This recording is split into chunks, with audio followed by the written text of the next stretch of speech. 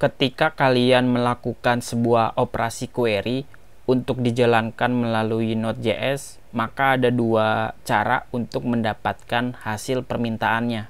Pertama, kalian bisa meneruskan ke function callback yang secara otomatis dieksekusi secara asinkronus.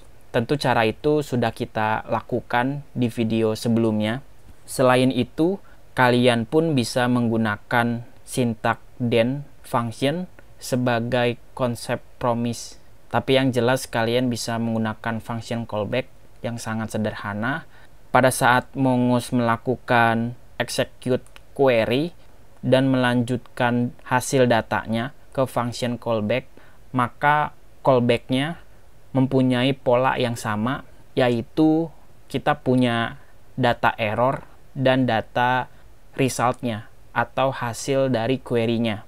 Di sini dikatakan jika error terjadi, artinya ada kesalahan dalam melakukan query, maka parameter error akan berisi dokumen kesalahan dan data resultnya akan bernilai null atau undefined. Sebaliknya, apabila query-nya berhasil dijalankan, maka parameter errornya akan bernilai null dan data resultnya akan diisi dengan data query yang bentuknya objek. Tidak hanya itu, kalian pun bisa menggunakan bantuan, yaitu menggunakan query builder supaya sintaknya jauh lebih baik tanpa memasang function callback seperti sebelumnya.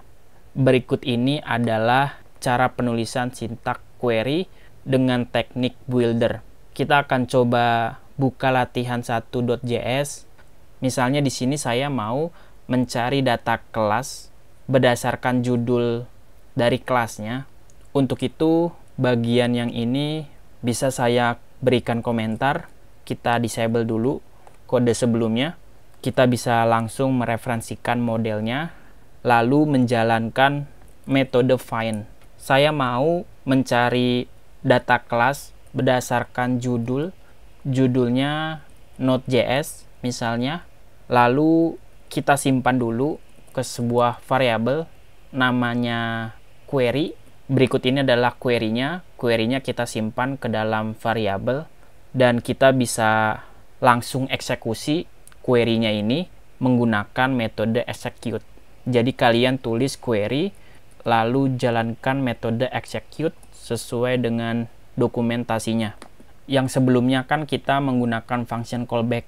Kita bisa menggunakan metode ini untuk melakukan sesuatu. Ketika query-nya di-execute atau dijalankan, sama seperti sebelumnya, kita mau lanjutkan ke data error dan data resultnya. Seperti biasa, kita uji testing errornya, console log error kalau ada error, dan kalau datanya ditemukan, kita bisa cetak datanya ke layar terminal sehingga penulisannya jauh lebih baik. Kita kembali lagi ke terminal, Node latihan 1. Berikut ini adalah hasil outputnya. Atau kalian bisa menggunakan metode select untuk menampilkan kolom-kolom apa saja yang mau ditampilkan. Berarti sebelum kita execute, kita mau panggil query-nya, jalankan metode select. Saya mau select hanya judul dan tanggal postingnya. Selain itu tidak ditampilkan. Setelah kita tentukan select kolomnya, baru query-nya di-execute. Tampilkan datanya. Ctrl C, Node latihan 1.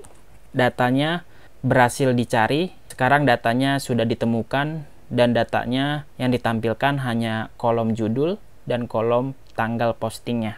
Penulisan sintak seperti ini berlaku untuk semua metode. Kalian bisa menggunakan metode find one, mencari satu data saja, Node latihan 1. Kita enter, datanya berhasil ditemukan, data yang ditampilkan single object, berbeda dengan yang sebelumnya, yaitu array in object, karena kita menggunakan metode find. Find itu berarti semua data, sedangkan metode find one mencari satu data saja. Begitupun kalau teman-teman menjalankan metode find by ID, kita masukkan ID-nya. ID yang kita cari adalah, teman-teman bisa tebak, kelas Vue.js lah yang dicari. Intinya ada banyak sekali query helper yang sudah disediakan oleh modul Mongoose-nya. Kalian bisa menggunakan metode where, yakni mencari data berdasarkan kondisi, atau teman-teman bisa menggunakan limit, artinya kita batasi datanya. Kita tidak mau semua data yang ditampilkan, kita hanya menampilkan 10 data berdasarkan data yang dicari.